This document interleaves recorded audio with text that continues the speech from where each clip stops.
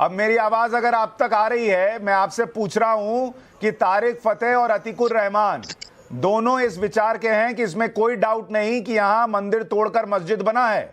आपके अंदर कोई डाउट है या आप भी इसी पक्ष के हैं कि हाँ यहां मंदिर था और इसको तोड़कर ही यह मस्जिद बनी है? देखिए, ना तो तारिक फतेह साहब मौजूद थे जब मंदिर तोड़ा गया, ना अतीकुर रहमान साहब मौजूद थे, तो इनके दावे तो सरासर झूठे हैं। आप किस आधार पे दावा कर रहे हैं कि मंदिर तोड़ा गया? भाई, तो आप मौजूद थे वहां? तो आप भी नहीं थे जब मस्जिद बनी थी ना? मैं था। हम मौजूद नहीं थे, लेकिन डॉक्यूमेंट्री प्रूफ की बात हो रही है। हमारे पास 400 साल से उस चीज पे कब्जा है और नमाज बराबर होती चली आ रही है। ये आपने बहुत अच्छी बात कही कि आपने कहा कि उस पर आपका कब्जा है।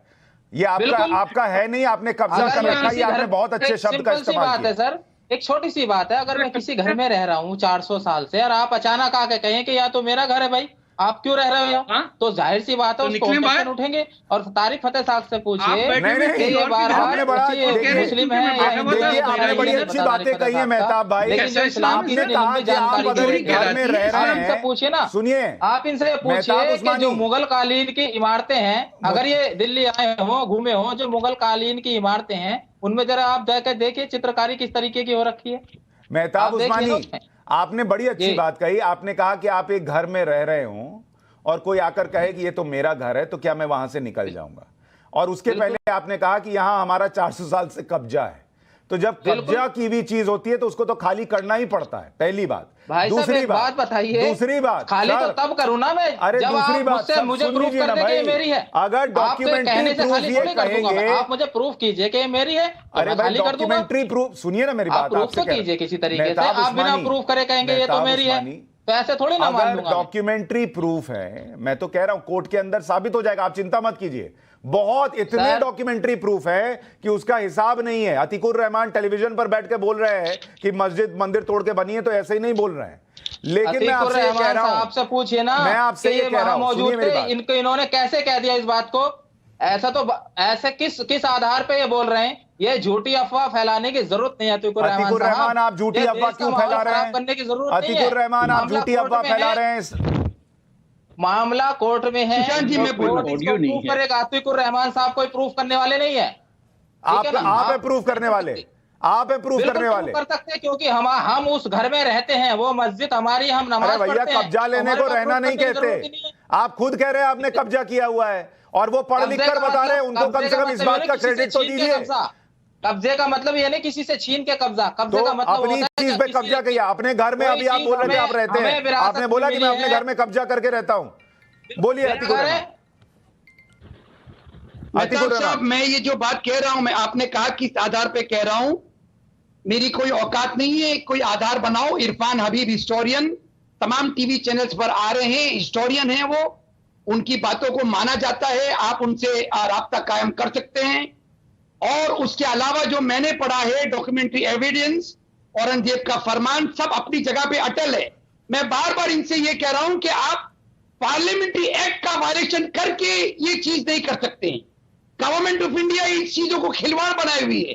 1991 प्लेसेस ऑफ वर्शिप एक्ट को अमेंड कर दीजिए, रिपील कर दीजिए, जो चाहना है अदालत से। आप चाहते हैं कि देश का आप इस एक्ट को अमेंडमेंट करा के ये चाहते हैं कि देश का माहौल बिगड़े? देश की 50,000 मस्जिदों पे, 1 लाख मस्जिदों पे रोज उंगली उठाई जाए? क्या रोज एक आदमी एप्लीकेशन लेके कोर्ट पे खड़ा रहे कि इस मस्जिद का सर्वे कराइए? क्या हिंदुस्तान के मुसलमान को सिर्फ यही काम रह गया है कि हम सर्वे के लिए कोर्ट पे खड़े रहे? आप बताइए, अगर ये एक्ट आप खत्म कराना चाहते हैं तो इसका मतलब आप देश का माहौल खराब कराना चाहते हैं। एक्ट हमने नहीं बनाया था, एक्ट हमने नहीं बनाया था। आप ये याद रखें कि हमने एक्ट वो नहीं बनाया था।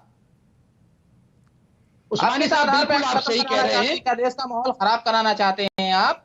ये ऐसा ही होगा, क्योंकि मेजॉरिटी हिंदुत्व गवर्नमेंट है। मेजॉरिटी का मतलब ये नहीं कि माइनॉरिटी को दबा दिया जाए।